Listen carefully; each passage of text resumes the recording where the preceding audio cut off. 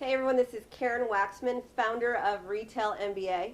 And today's segment, we're going to be covering a very, very common question that comes up all the time in my workshops and classes. People always ask me, how much quantity does a chain store buyer buy? And a lot of you guys really want to know that because maybe you want to sell to stores, you want to get into the big chain stores, but you're kind of freaked out because you're not sure whether or not you can handle their kind of volume and their quantity, right? So that's a really common question, and I totally get why you'd be concerned because obviously you are going to be having to create your products and be able to provide that to the retailer. So you don't know whether or not it's time to do that or not. So here's how I answer this question. It's a tough one, right? Because every chain store is different, every product's different. I don't know whether or not you have like the most phenomenal product in the world or a product that you're just getting started with. But here's something to consider.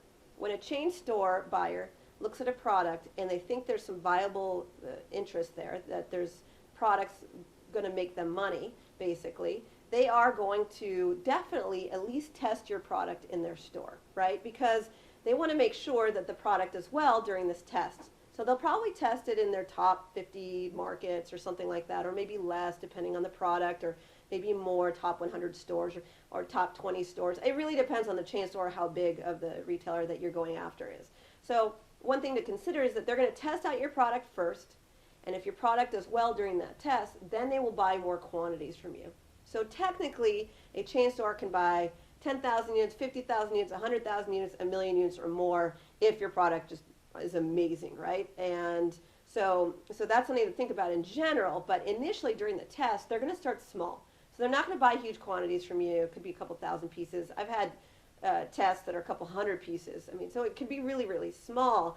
It's just something to consider is that initially the first test, the first go around will probably be much smaller, and then in the future, if your product sells, then you want to make sure that you're able to give them additional products as your product sells, and you can sell them in mass.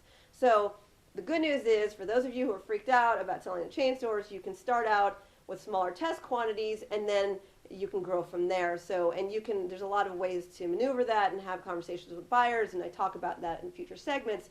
But it's just something to consider that you can start out smaller with the chain stores and then grow your business there once they know whether or not your product is going to sell in their store. So don't panic. It's actually awesome to get a product into a store, and one chain store order can change your life completely. So I've seen it happen to companies where they can just buy so many units, but initially they will start smaller. So I hope that makes you feel a bit better.